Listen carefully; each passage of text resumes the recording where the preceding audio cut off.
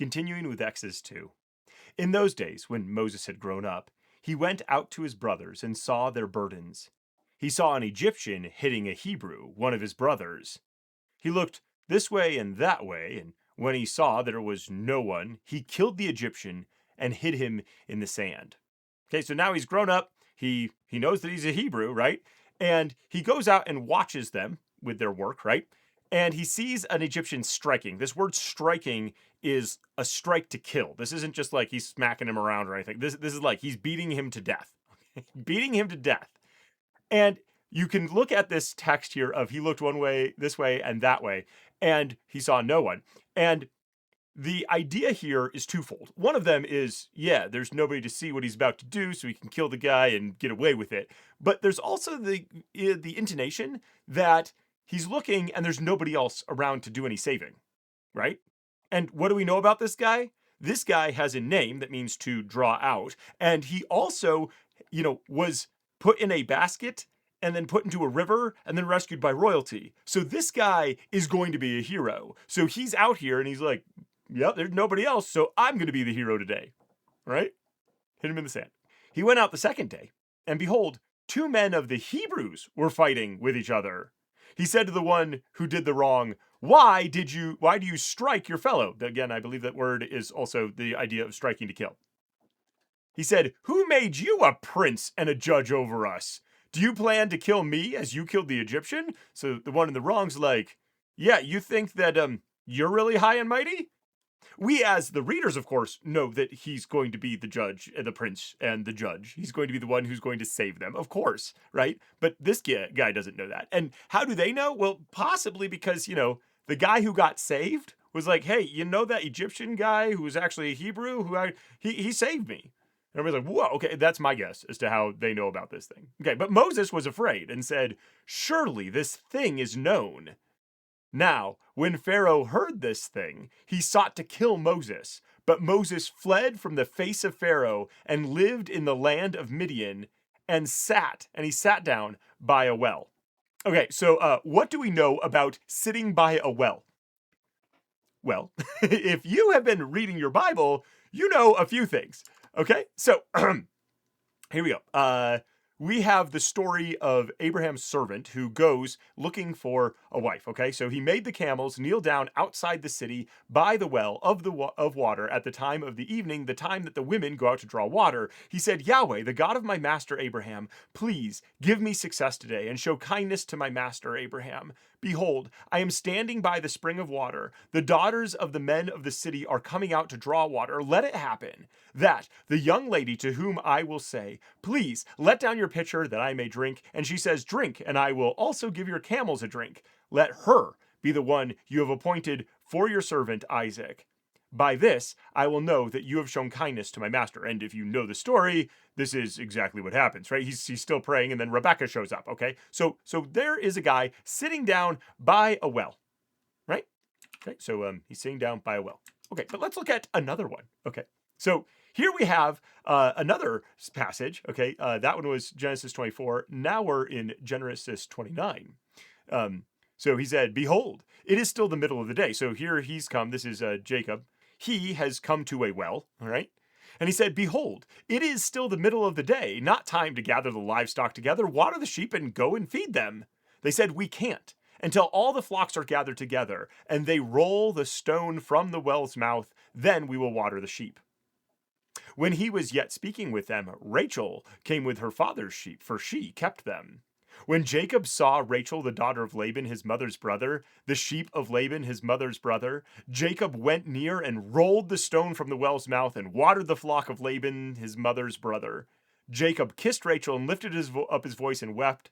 Jacob told Rachel that he was his father's relative and that he was Rebekah's son. She ran and told her father. And then her father comes out and is like, whoa, what's going on? Okay, and then he comes out, okay? In both of these cases, these men end up getting a wife for either for their master's son or for themselves. And these are the girls. These are the girls. This is where you go. If you're reading your Bible and you sit down by a well, you're going to end up with a wife. That's what you do, given the trope that is this narrative device in the Bible. So what's going to happen here in Exodus? And by the way, the New Testament authors are well aware of this. So when Jesus goes and sits down by a well in Samaria, who should come along but a woman of ill repute who has had 5 husbands and is currently living with a man that is not her husband. And then Jesus and her talk alone, and his disciples come back and are like, what's happening? Because the the authors want you to feel the scandal of this is where you get a wife, man, based off of the Bible, like what you've been reading. Like, what? Okay, so the New Testament authors know all about this, but that is not what we're talking about today. Instead, Moses is sitting down by a well. Now, the priest of Midian had 7 daughters. They came and drew water and filled the troughs of water to water their father's flock. The shepherds came and drove them away. But Moses stood up and helped them and watered their flock. Okay, so this idea of helped them, okay, this word, okay, helped them. Okay, this word is rescued, saved, delivered. Okay, the authors here are not hiding what they are doing. They are setting him up as a savior figure. Okay, they are not being shy about this. Okay, and he watered their flock. This should bring us back to Jacob. This should bring us back to this narrative of, well, wait, why aren't you letting us water things? Let's do it. Okay, he takes care of it. When they came to Reuel, their father, he said, "How is it that you have returned so early today?" They said, "An Egyptian delivered us out of the hand of the shepherds, and moreover, he drew water for us and watered the flock." Wow, that sounds like 2 stories that we've already heard before. Notice that he's an Egyptian, right? Like this guy has come out of Egypt. Yeah, sure, he's Hebrew by heritage, but or by blood, but clearly Egyptian man. Like clearly, okay. And notice also that this is clearly how these girls get treated all the time. So actually female shepherds was not very common because they don't get treated well by the other shepherds. Okay. The other shepherds are bigger and stronger. They're like, we're not going to, all that stuff. Okay. Okay. But so, wow, what's going on? Today's very different. Well, this Egyptian helped us. He said to his daughters, "Where is he? Why is it that you have left the man? Call him that he may eat bread." Okay, what are you guys doing? What's happening? All right. Moses was content to dwell with the man. He gave Moses Zipporah, his daughter. Hey, look at that. He got a wife. Okay. She bore a son, and he named him Gershom, for he said, "I have lived as a foreigner in a foreign land." Okay, yeah, he's a Hebrew living in Egypt as an Egyptian. Now he's living in Midian as a foreigner. Okay, so yeah, he's like a foreigner. In the course of those many days, the king of Egypt died, and the children of Israel sighed because of the bondage they cried, and their cry came up to God because of the bondage. God heard their groaning, and God remembered his covenant with Abraham, with Isaac, and with Jacob. God saw the children of Israel, and God understood. Okay, other ones say was concerned for. Okay, this word understood, concerned, is actually the word to know. Like in Genesis 4:1, the man knew Eve, his wife, and she conceived. Okay, like intimate knowledge.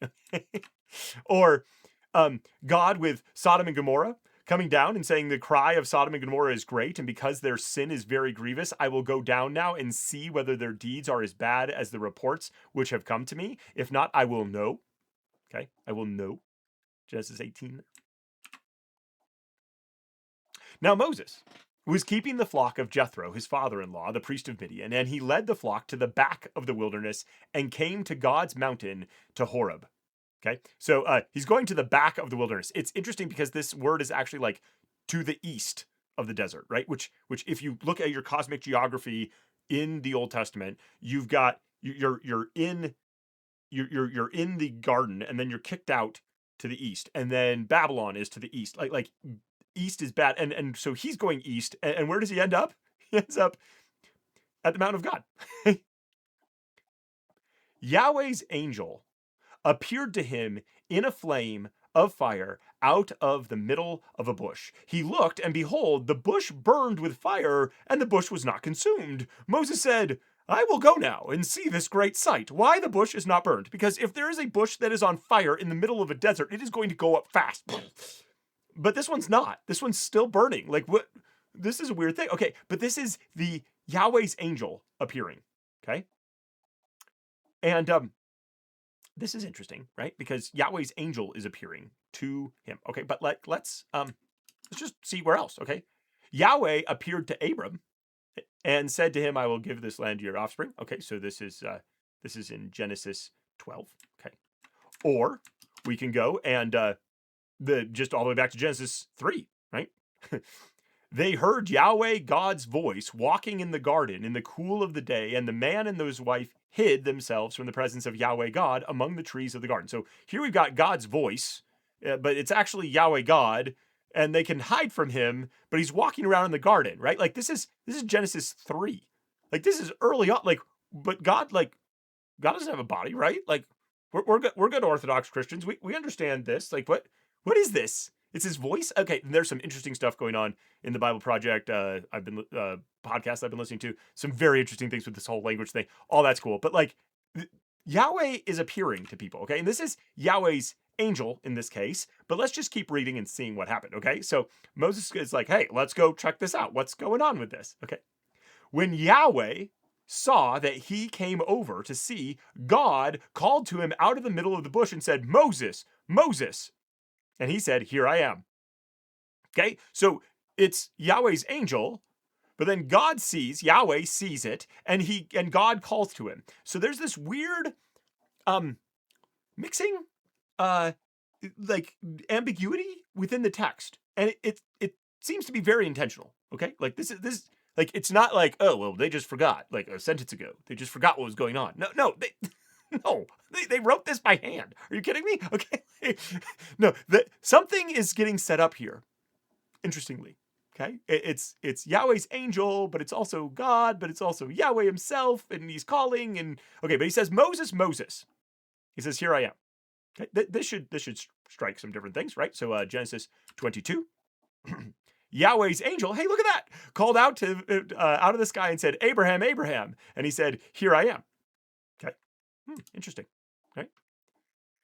And then we have God spoke to Israel in the visions of the night and said, Jacob, Jacob. And he said, here I am. Okay. Some astute students also pointed out that later on we have Samuel. Okay. So like this is a thing. Like, hello, hey, let's go. Okay. Here I am. He said, don't come close. Take off your sandals, for the place you are standing is holy ground. Moreover, he said, I am the God of your father, the God of Abraham, the God of Isaac, and the God of Jacob. Okay.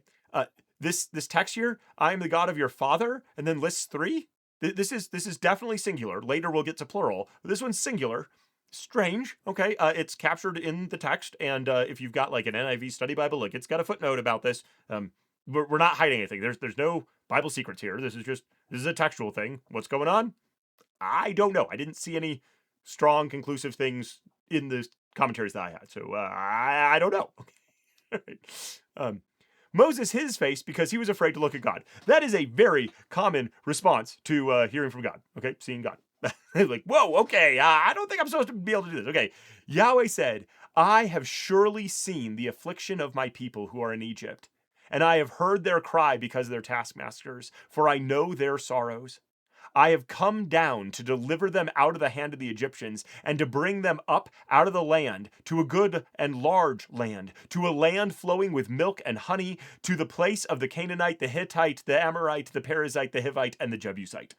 So several things here. First, of this group of 6 people groups that are listed, we know of 3 from history. The other 3 are only known in the Bible.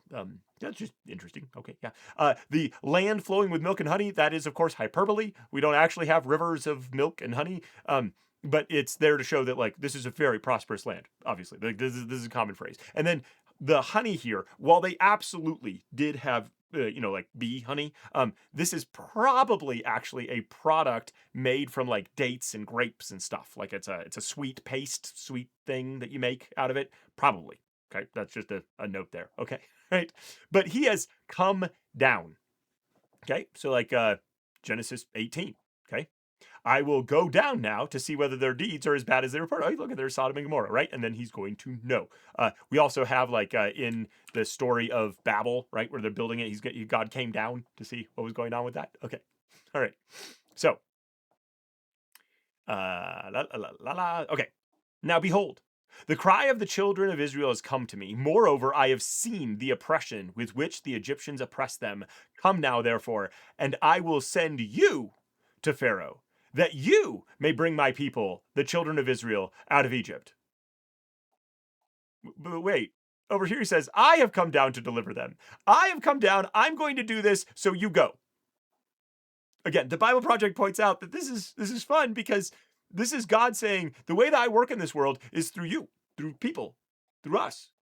He has set this up in such a way that God is like, I'm going to do something. Now you guys are going to go do it. He like shares the doing because he could totally do it, but he lets us do it. I think that that's interesting. Okay. All right. So I am going to do this. Now you go do it. I'm going to do it through you. Okay. There we go. Moses said to God, who am I that I should go to Pharaoh and that I should bring the children of Israel out of Egypt? As readers of this text, man, like you're named. You're named to the guy who's going to draw them out. Okay, we know who you are. We know that you were put in a basket, dude, and then sent down the river and rescued by royalty. Moreover, this Pharaoh is like most likely your brother that you grew up with, brother from another mother. Okay, like who are you? You're the perfect man. What are you talking about? Okay, that's God, said, certainly I will be with you. This will be the token to you that I have sent you. Okay, others say sign. When you have brought the people out of Egypt, you shall serve God on this mountain. I think it's so funny that so many of the signs, the tokens that God gives people to say, hey, this is how you'll know that I sent you, is like, you'll know this has happened when it's happened. Oh, huh, okay. That seems really interesting to me. I find that funny. Okay. Moses said to God, behold, when I come to the children of Israel and tell them, the God of your fathers has sent me to you, and they ask me, what is his name? What should I tell them? God said to Moses, I am who I am. And he said, you shall tell the children of Israel this, I am has sent me to you. Okay, so this is interesting because this is the name, right? This is the name of God, I am. But so he says I am, but then the name that Moses has to say is he is, because you can't say I am because that's God's name, right? So there's something fun within the text, within how the language goes, that you can't say the name of God because it doesn't make sense for you to say the name because you're not God. So it's he is Yahweh, or however you say it. Like we don't actually know, I don't think. Okay, so but I am has sent you. Okay, but then how would they know? Like if this is the first time that God has given his name, then how would this answer the people's question, right? Like who sent you? Well, this God that you've never heard of, or this name that you've never heard of. Okay, so I think that it's possible, okay, that this name Yahweh, okay, has already been around, right? Because we have here in Genesis 4, right? At that time, men began to call on Yahweh's name. Okay, we have that, right? We also have in Genesis 12, right? There he built an altar to Yahweh and called on Yahweh's name. Okay, so like it could be that we already have Yahweh's name, and there are lots of people who already know this. Okay, so this is verification. Okay, but just in case, all right. God said moreover to Moses, you shall tell the children of Israel this, Yahweh, the God of your fathers, the God of Abraham, the God of Isaac, the God of Jacob has sent me to you. Hey, look, there's that repetition of those names over and over and over again, okay? Because this is the God of the covenant. Okay, even if they don't know Yahweh or I am, even if they don't know that, they know that the God of Abraham, Isaac, and Jacob and the covenants, okay? This is my name forever, and this is my memorial to all generations. Not all commentators agree with this, like they already knew the name thing. That's just, it made sense to me, so I'm sticking with that. Comments down below, happy to hear. Okay, all right. Go and gather the elders of Israel together and tell them, Yahweh, the God of your fathers, the God of Abraham, of Isaac, and of Jacob, has appeared to me, saying, I will have surely visited you and seen that which is done to you in Egypt. I have said, I will bring you up out of the affliction of Egypt to the land of the Canaanite, the Hittite, the Amorite, the Perizzite, the Hivite, and the Jebusite, to the land flowing with milk and honey. They will listen to your voice. You shall come, you and the elders of Israel, to the king of Egypt, and you shall tell him, Yahweh, the God of the Hebrews, has met with us. Now please let us go 3 days' journey into the wilderness, that we may sacrifice to Yahweh our God. Notice that it's him and the elders that are supposed to go to this. I think that that's interesting. 3 days journey. Okay. I know that the king of Egypt won't give you permission to go. No, not by a mighty hand. I will reach out my hand and strike Egypt with all my wonders, which I will do among them. And after that, he will let you go. Okay, there's some textual stuff here, okay? Because he says, I know that he won't give you permission, not by a mighty hand. Okay, and different translations are trying to fix this. Okay, so like NIV is like not without some compulsion, okay? And he's like, so that's why I'm going to reach out my hand. The text is just like, not by a mighty hand. And he's like, so that's why I'm going to do all this. I'm going to do all these wonders, and then he'll finally let you go. I think it's also entirely possible, this is my reading, that he's like, yeah, even if I do all these wonders, he's not going to keep like, I can do a lot of mighty things, and he's not going to do it. So instead, I'm going to do all these wonders. He's still not going to let you go. And then after that, he will. Okay, so I think that is a fine reading of this text, but I'm not a text nerd, so I could be completely wrong about that. Okay, but makes sense to me. I think that the NIV actually might kind of water it down too much, because it's like, oh, not without a mighty hand. No, he's going to use a mighty hand, and he's not going to care. He's not going to give it until after that. Okay, I will give his people favor in the sight of I will give this people favor in the sight of the Egyptians, and it will happen that when you go, you shall not go empty-handed. But every woman shall ask of her neighbor, and of her who visits her house, jewels of silver, jewels of gold, and clothing. You shall put them on your sons and your daughters. You shall plunder the Egyptians. This word plunder is like after the spoils of war. Like, it's like they've been fighting a war, and they're walking out with all the stuff at the end. They're not fighting a war. I mean, they are, but God's doing it. Okay? All right. Moses answered, but behold, they will not believe me, nor listen to my voice, for they will say, Yahweh has not appeared to you. Okay, so Moses is like, okay, but like, okay, so now I know who you are. You're just telling me to go. Okay, you're going to be with me. All right, but like, they're not going to believe it. Yahweh said to him, what is that in your hand? He said, a rod. He said, throw it on the ground. He threw it on the ground, and it became a snake, and Moses ran away from it. Okay, and one commentator was like, it's very important to notice that this really became a snake, because Moses is like fleeing. Okay, snake. Yahweh said to Moses, stretch out your hand and take it by the tail. You do not take snakes by the tail, because they can still reach around and bite you. He stretched out his hand and took hold of it, and it became a rod in his hand. So apparently, Egyptian magic had a way of taking a snake and making it hard, so you could actually like use it kind of like a staff or a stick. And one commentator was talking about how this is a reversal of Egyptian magic. So Egyptians can do this thing. Well, we can do the opposite. We can do more, right? Like we can actually make it like we can make it a stick into a snake and then put it back. Like, we've got more power than the magic that you've got. Okay. This is so that they may believe that Yahweh, the God of their fathers, the God of Abraham, the God of Isaac, and the God of Jacob has appeared to you. Okay, cool.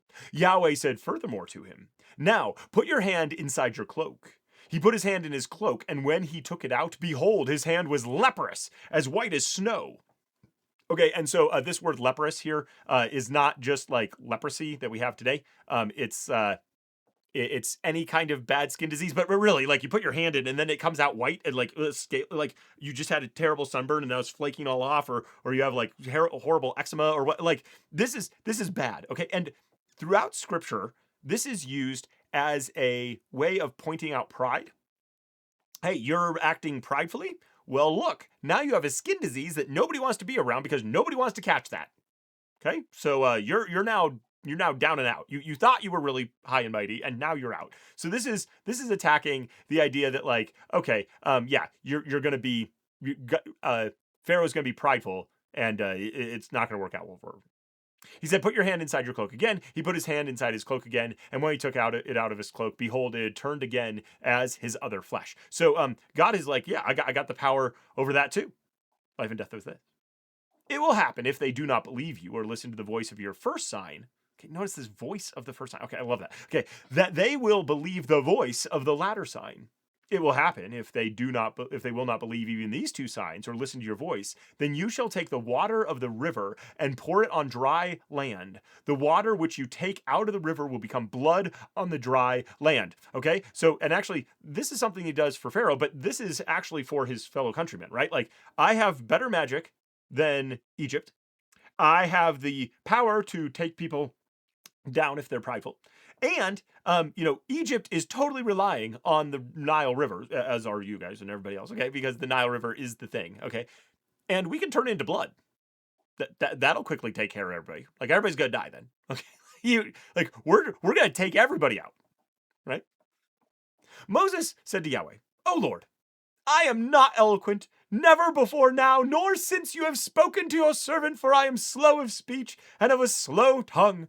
And apparently that slow is like heavy. I'm heavy of speech and heavy of tongue. So he's like, I'm just not good at speaking. I'm not as good at rhetoric as like others, right? Like I was raised in the Egyptian school system and I was bad. I wasn't a great student. So like, you can't possibly. Okay. Yahweh said to him, "Who made man's mouth?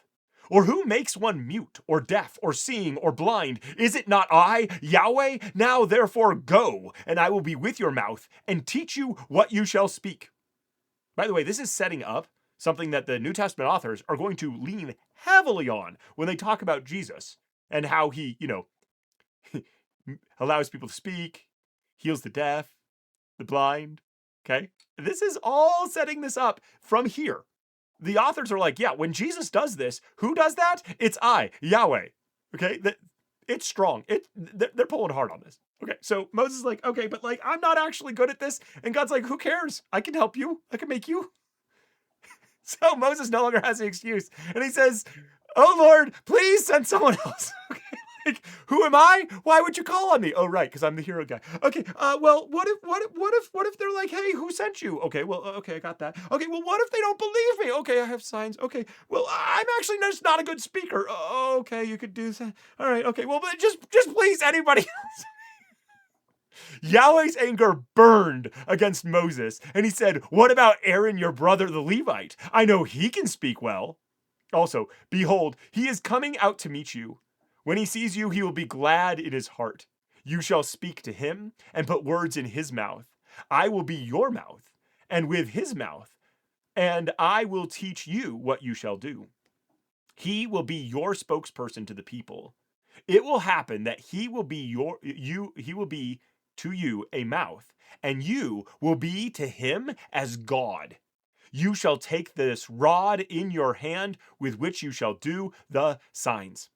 Okay, so I like this. He's like, you're gonna be God to your brother, and your brother is going to be the spokesperson. Okay, and there's something interesting to this because this is setting up a break that we didn't have before.